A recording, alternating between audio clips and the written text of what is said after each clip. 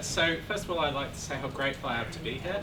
I think it's fantastic that people of this stature, including sort of an invisible Tom Watson, are taking this issue so seriously. It's really heartening to see it on the radar of important people in the UK political space. So I'm here because I'm the lead author on the majority of the research in existence on the effects of loot boxes, which, if it comes as a surprise to you, it should be a surprise to you that one person is able to do the most of it. It's sort of an indictment of how research into the effects of video games is funded and conducted in the UK, and that's something I want to address later. David, could you just explain to everybody who isn't clear exactly what a loot box Amazing, is? of course I will. Thank you. You should have done that at the beginning, sorry. Yeah, that's all right. That's more from I'm the idiot in the room. I'm just like, I'll be the fall guy for it. I've written a definition of loot boxes, which is what the DCMS Select Committee inquiry on the topic used. Loot boxes are items in video games that may be bought with real-world money, but at the point of purchase, you don't know the value of what you're getting. So you're buying something, but you don't know how valuable it is. A good example of this is a weapons case in Counter-Strike Global Offensive. You pay money to open this case, and it might contain a gun skin that you already have, or is very common and is worth a few cents, or it might contain, you open it, you've already paid at this point by the time you come to open it, you open it, it's got something in there that's incredibly valuable that you could resell on a market for hundreds or thousands of dollars. So it's the idea you're buying something, but you don't know how valuable it is in video games. And this might seem like a trivial hobby that maybe a few niche people are into, but it's estimated to have generated as much as 30 billion last year alone. Yeah, I know, it's such serious cash. When we run studies on people, so I've run a bunch of studies, we routinely see people saying that they're spending hundreds or in excess of $1,000 every month on these. There are common stories about it. The scale of the profits here are sensational. And the reason, so that all sounds, the video games industry is making lots of money, that's good stuff, creative economy, bravo. But the problem is gambling, right?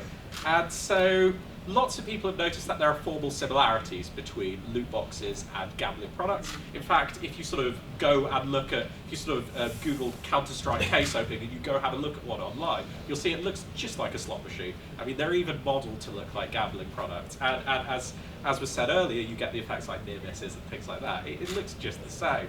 And because of that, people have started to get worried that maybe they might form a gateway into gambling. You buy a loot box, you buy another loot box, you get used to the rush of excitement of that randomization, and then you go out into the real world and you see something that looks just like the loot box, the slot machine, and you spend money on it because that's already normal. And so we've done a bunch of research on this. And it should be noted that this is stuff that has been seen every single time anyone has run a study asking this question. They've got the same result. It's been done by multiple independent labs across the world. The more money people spend on loot boxes, the more severe their problem gambling is. It's just an effect. There's never been a study run that hasn't found it. The more money you're spending, the worse your problem gambling is. We don't know why that is, so it might be that gateway effect. You spend on loot boxes, then you go out and it seems normal, or you're conditioned in some way to spend on these gambling-like things. So you spend money there, or it might go the other way. You're already a problem gambler. You're already someone who has an excessive, disordered, problematic relationship with gambling. That's kind of ruining your life.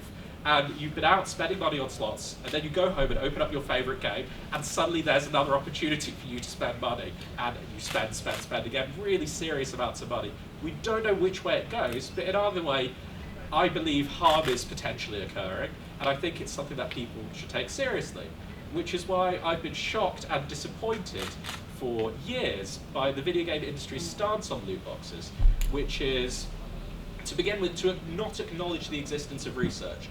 I've never seen a representative of a trade body representing video games talk about these really well-known links between loot box spending and problem gambling. I've never seen anyone even comment on those studies, which I find really disappointing.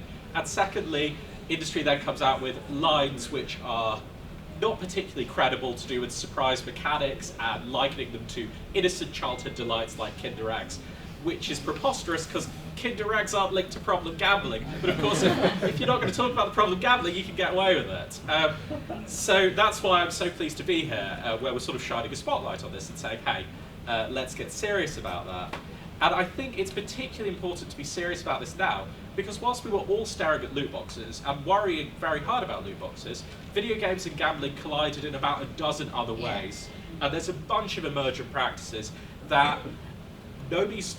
well, actually we've heard mention of some of them today already, but largely aren't in the public discourse. So social casino games, which are essentially simulated gambling you can play on your mobile phone, but you can sort of market it to a child aged 12 or above because you can't get cash out the other way, and therefore it evades legal definitions of what gambling is.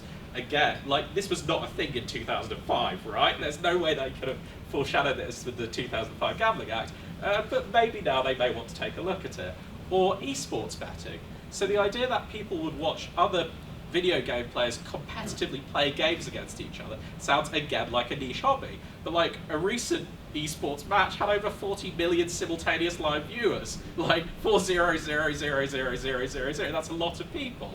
And whilst we don't have any firm numbers on the esports betting market, if you go onto a mainstream gambling provider and have a look at what they're allowing you to bet on, yeah, you'll see traditional sports like cricket, but chances are you'll also see esports as well, competitive video game play.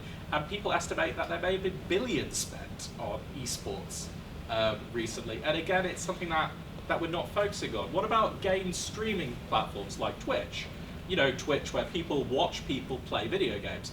Well, now they're also using Twitch to watch people gamble. Like, if you go on Twitch and you look for a casino stream on Twitch, there are just people sitting there watching people's bank balances being drained of hundreds of pounds on online slots with really no regulation.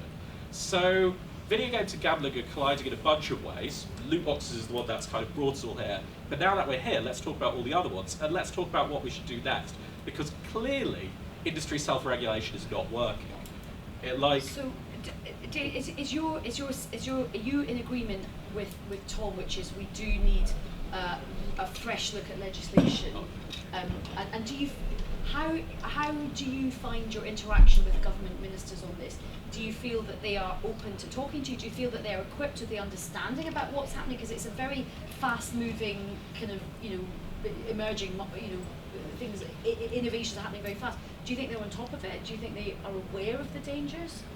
I think that the processes that we have in place have not stopped working yet. And I think the best example of that is that DCMS Select Committee inquiry, where you see Damien Collins go in, work out what's going on, and then you see the panel deliver a very succinct and timely report that essentially says, this is a problem. The games industry has not been transparent with us. We are worried about this, and we recommend these steps be taken. The crucial thing about the steps that they recommended was that they said this is the end to self-regulation. You have proven that you are not capable of doing it responsibly, and we propose these changes. And the changes they proposed was loot boxes being moved under the UK Gambling Commission's remit. That's one thing you could do. I think there are a spread of alternatives, and I think Tom's position on this is particularly credible, which is sort of saying, let's not just think about our problems now, let's think about what's to come, and let's think about what sort of bespoke structures we might be able to create that really effectively future-proof us when it comes to gambling-related harm. For me, the ideal way to do this is a specific regulator just to deal with games. Like we don't have a games regulator, but games are this huge part of both the UK economy and the lives of people in the UK. You could set up a regulator that would have the power to commission research that would find out exactly what's going wrong. Again, we're not future-proof. Why have I written the majority of the research on loot boxes? One person. That doesn't make sense. We need some structure that allows us to scan the horizons, commission research, find out what's going on, and then take appropriate enforcement action if something is going wrong. Here. Oh. Well done. I think we all agree with that.